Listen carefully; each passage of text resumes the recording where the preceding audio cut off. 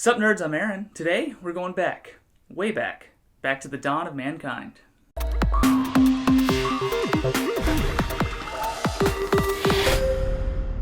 In this game, you're the driving spirit behind a tribe of nomadic humans way back in the dawn of humanity, and you are going to be going along journeys and kind of like gathering resources and trading them and just trying to gather as many victory points as you can. Essentially, this game is a worker placement game, but it has one twist on the worker placement. Instead of placing them on the spots you want to go to, you start them down a path. You place them on the first spot, and then when they leave that spot, they can kind of diverge onto two different spots. And then from that one, whichever choice they make out of that, there's set choices that they can make from there. So it's kind of, a worker placement because when you place your worker on that spot, you're going to pay resources to get resources or, just gather resources or victory points or whatever.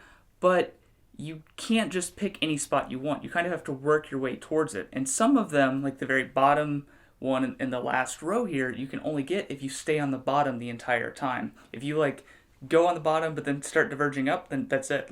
You lost out on being able to do the explore action because of the choices that little worker of yours made along his journey. Whenever you take an action, your guy is on that action spot until somebody else knocks you off or you rest. So you can't just, keep taking the same action over and over just because you have a lot of people. You have to take that action, hope that somebody else knocks you off. You can't bump yourself off of action spots. So you really have to take actions that other people want to take or just have a lot of people on the board so that at any point you have multiple options so that if nobody bumped this guy off, you're well, I can use this other guy. The tiles that are placed out here, they're always set the same way, but they are double-sided, so once you've got a feel for the game, you kind of switch it up by flipping them over, and then you have a totally new, well, not totally new, but you have a new experience, and you have to trade things differently and think about your path a little different. They did kind of balance it so that if you were to go along the top, you're kind of gathering the things you need to do the next action, and then you can take that action and then do the next one, and it kind of makes sense. One of my favorite things in this game about expanding your tribe is when you go past certain spots on the board,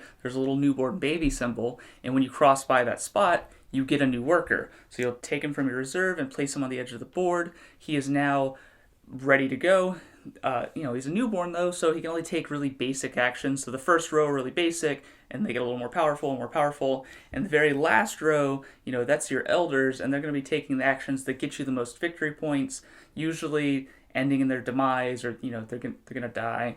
They're going off into the afterlife. There's one it's actually called burial, where you're going to take that worker off the board. You have to spend a bear skin, so you're wrapping them up, and then you get 7 victory points. So they've lived a good life, you get 7 victory points. And right before that spot, there's actually another little icon that's a bonus action that when you pass it, it's a little artwork symbol, and whenever you pass that, those elders can do artwork. And this is a way to show, they're kind of lived out their life, so they're doing this artwork, and usually it amounts to just trading in resources and getting victory points. Well, that's what they all are, but there's a little bit of flavor to them, and what you spend to actually make them kind of makes them different. One way to really step up your actions in this game is to do the study actions.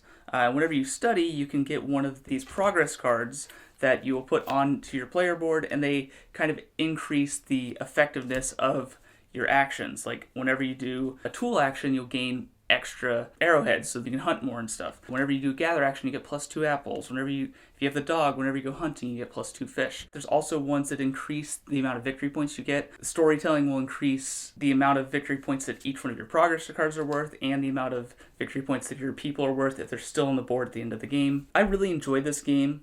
I think it plays really well at 4 players and 2 players. I didn't play 3, but at those 2-player counts, it plays well. Turns really quick. You kind of figure out what you want to get and how you get it.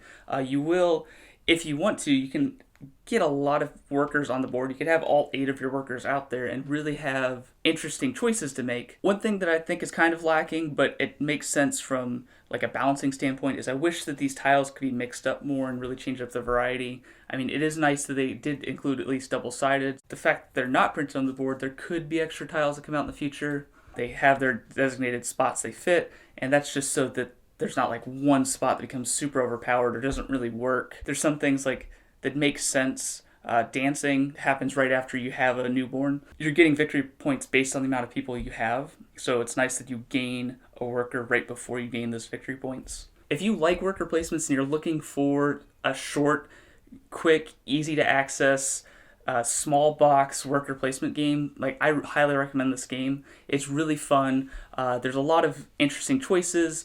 There's a lot of really cool things going on in here. You're taking actions. You're hoping other people bump you off so you can take more actions. You're gaining workers constantly. You may be killing them off to get victory points, collecting resources and trading them here and there, and it's a lot of fun. I really enjoy this game. If you would be interested in picking up this game, we'll have a link in the description box down below where you can get yourself a copy. While you're down there, don't forget to subscribe to our channel so you'll never be bored.